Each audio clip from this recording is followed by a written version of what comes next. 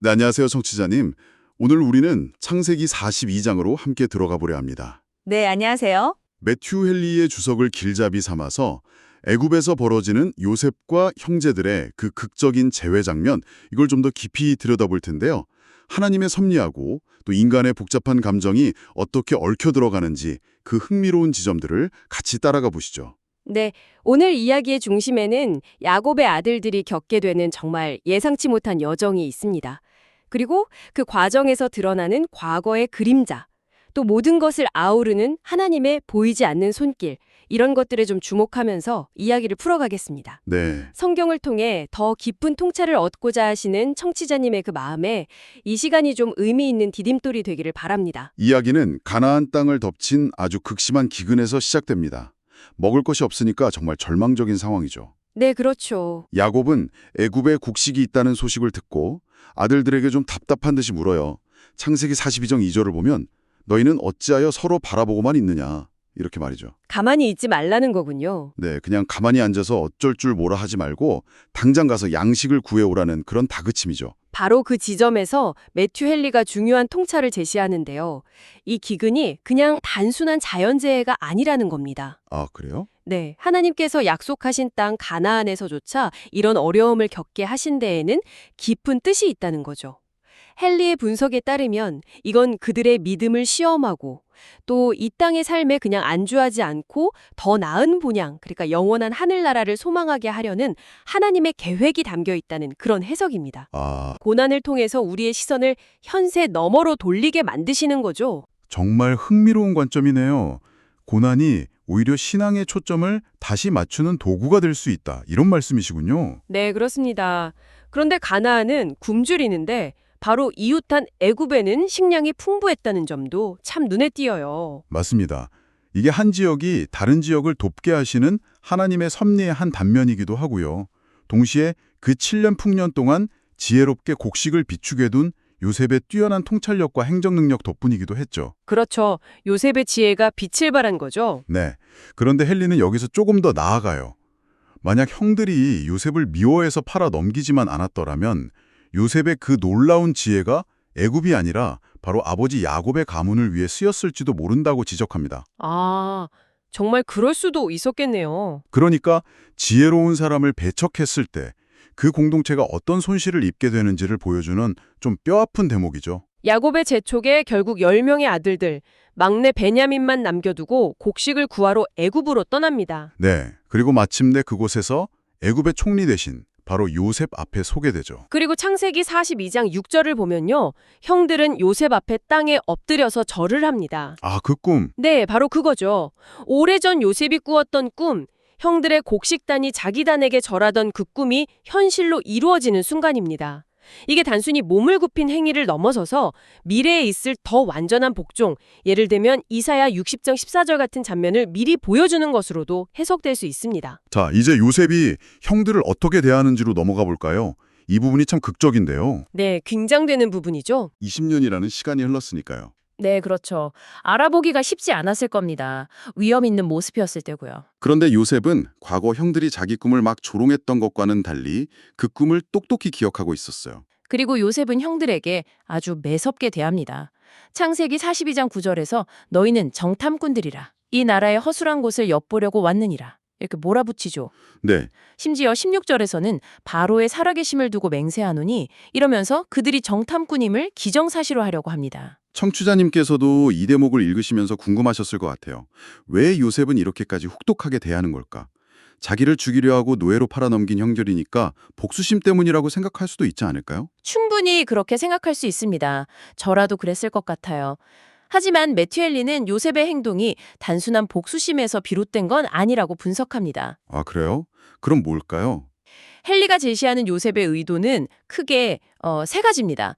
첫째는 하나님께서 보여주신 자신의 꿈, 그러니까 형들이 자기에게 절하게 되는 그 예언을 성취하기 위함이고요. 네, 둘째는 형들이 과거의 잘못을 진심으로 뉘우치도록 이끌기 위한 시험이라는 겁니다. 시험이요? 네. 그리고 셋째는 그토록 안부가 궁금했던 아버지와 사랑하는 동생 베냐민의 소식을 좀 자연스럽게 알아내기 위한 방편이었다는 거죠. 아하, 마치 하나님께서 사랑하는 자녀를 연단하시려고 때로는 좀 엄하게 대하시는 것처럼 요셉 역시 의도적으로 엄격한 재판관의 모습을 보였다는 해석입니다.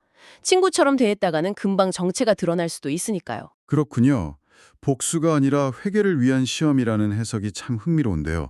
그렇다면 요셉이 바로의 살아계심을 두고 맹세한 건 어떤 의미가 있을까요? 그건 당시 애굽 궁정에서 흔히 사용되던 맹세의 관용구였을 가능성이 높습니다. 아, 애굽식 맹세였군요. 네, 요셉이 이 표현을 씀으로써 자기가 영락없는 애굽 고위관리라는 걸 강조하고 히브리 사람인 자기 정체를 철저히 숨기려고 했을 수 있다는 거죠. 아브라함의 후손들은 보통 이런 식으로 맹세하지 않았거든요. 네.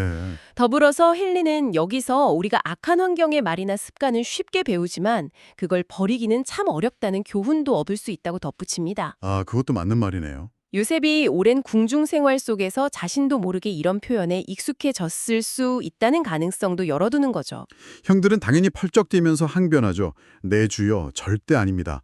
종들은 그저 곡식을 사러 왔을 뿐입니다. 이러면서요. 네, 10절에 나오죠. 자신들은 정직한 사람들이고 한 아버지의 아들들이라고 가족사를 줄줄이 털어놓게 됩니다.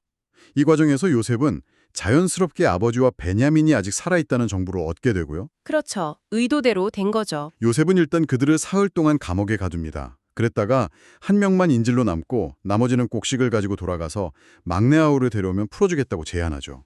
여기서 요셉이 아주 중요한 말을 합니다. 창세기 42장 18절인데요. 나는 하나님을 경외하는 사람이요. 당신들이 살려거든 이렇게 하시오. 나는 하나님을 경외한다. 네, 이 말이 단순히 자기 신앙 고백을 넘어서는 의미가 있어요. 자기가 비록 절대적인 권력을 가진 총리지만 하나님을 두려워하기 때문에 함부로 권력을 남용해서 당신들을 해치지는 않을 거라는 일종의 안심시키는 메시지였던 거죠. 안심시키려는 의도였군요. 네, 헨리는 하나님을 경외하는 마음이야말로 권력자가 자기 권력을 남용하지 못하도록 막는 가장 강력한 제동장치가 된다고 강조합니다. 마치 느헤미야가 총독의 녹봉을 받지 않았던 이유가 바로 하나님을 경외했기 때문이었던 것처럼 말이죠. 형들이 정탐꾼 혐의를 벗고 풀려나는 과정에서 이제 그들 내부에서 변화가 감지되기 시작해요. 네, 드디어 나오죠. 요셉이 자기들 말을 알아듣지 못할 거라고 생각하고 히브리 말로 서로 대화하는데요. 여기서 드디어 20여 년 동안 묻어두었던 죄책감이 터져 나옵니다. 네, 창세기 42장 21절을 보면 그들의 고백이 나오죠. 우리가 아우의 일로 말미암아 벌을 받는구나. 그가 우리에게 살려달라고 애걸할 때 우리가 그의 마음이 괴로워하는 것을 보면서도 듣지 않았으므로 이런 괴로움이 우리에게 닥치는구나. 정말 처절한 고백이네요. 네, 매튜 헨리는 이 장면에서 양심의 중요한 두 가지 기능을 지적합니다. 첫째, 양심은 결코 죄를 잊지 않는다는 겁니다. 아무리 오랜 시간이 흘러도 죄책감은 사라지지 않고 결정적인 순간에 우리를 괴롭힌다는 거죠. 네. 둘째는 고난의 유익입니다. 형들이 지금 겪고 있는 이 고난이야말로 잠들어 있던 양심을 깨우고 외면하고 싶었던 과거의 죄를 정면으로 마주하게 만드는 강력한 계기가 되었다는 겁니다. 고난이 양심을 깨운다. 네, 마치 욥이 극심한 고난 속에서 젊은 시절의 죄를 떠올리며 괴로워했던 것처럼 말이죠. 그때 맏형 루벤이 나서서 한마디 하죠.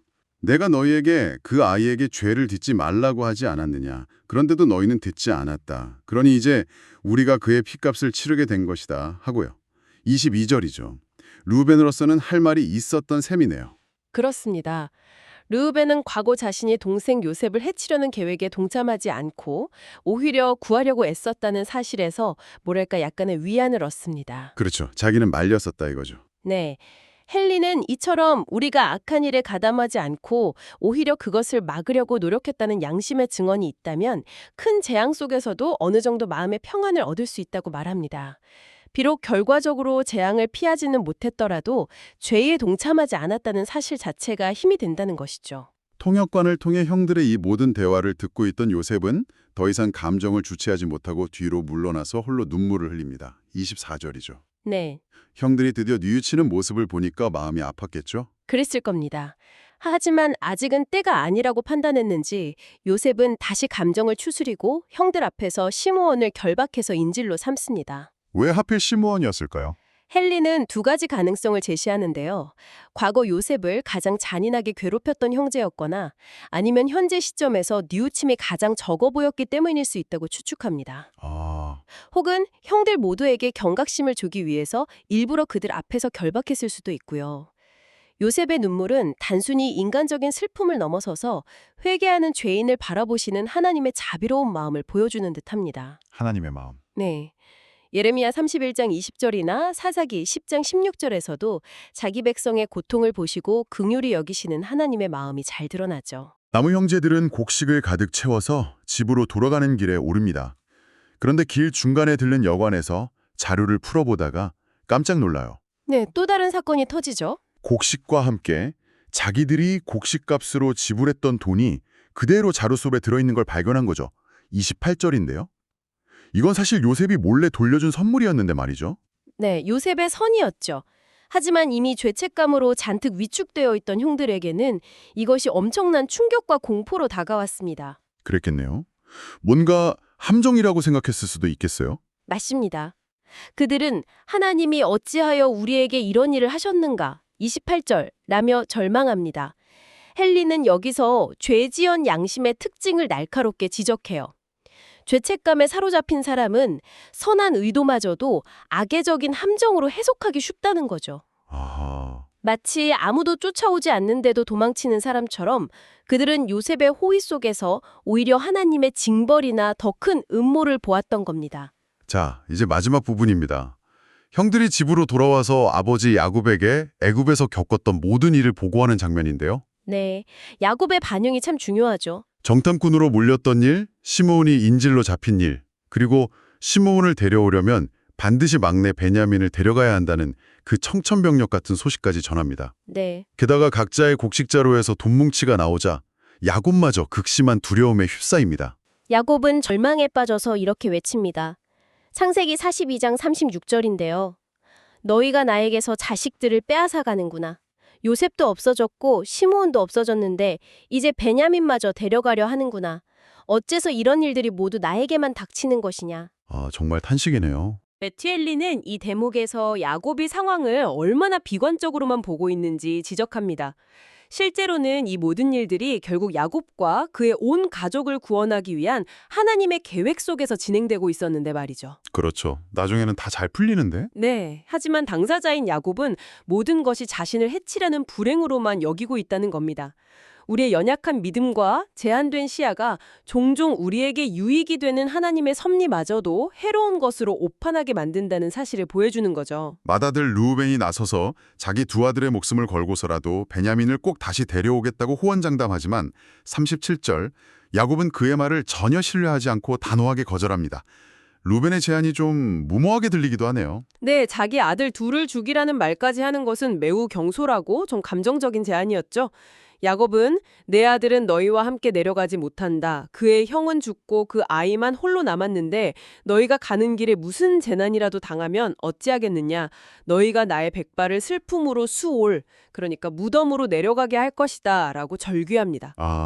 여기에는 과거 요셉을 잃었던 그 깊은 상처와 그로 인해 다른 아들들마저 믿지 못하게 된 야곱의 뿌리 깊은 불신이 깔려 있습니다. 그렇죠. 한번 크게 되었으니까요. 네, 헨리는 자녀들의 과거 잘못된 행동 때문에 부모가 자녀를 더 이상 신뢰할 수 없게 되는 상황이야말로 가정의 가장 큰 비극 중 하나라고 강조합니다. 오늘 우리는 메투엘리의 통찰을 따라서 창세기 42장 속 인물들의 복잡한 심리와 또 그들을 이끌어 가시는 하나님의 신비로운 섭리를 함께 살펴보았습니다. 기근이라는 역경 속에서도 일하시는 하나님의 계획, 또 숨길 수 없는 양심의 소리와 죄의 무게, 그리고 깨어진 신뢰관계 속에서 고통스럽게 시작되는 화해의 여정이 그려졌습니다. 네, 특히 형제들이 고난이라는 현실에 부딪히고 나서야 비로소 자신들의 과거 잘못을 정면으로 마주하고 양심의 소리에 귀 기울이기 시작했다는 점이 아주 깊은 인상을 남깁니다. 네. 마지막으로 청취자님께 이런 질문을 던져보면서 마무리하고 싶습니다.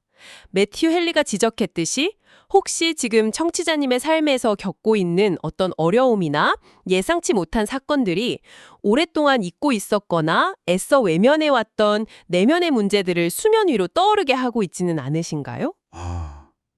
생각할 거리를 주시네요. 어쩌면 그것이 바로 외면했던 상처를 마주하고 진정한 치유와 변화로 나아가는 첫걸음이 될 수도 있지 않을까요? 이 질문을 잠시 마음에 품어보시면 좋겠습니다.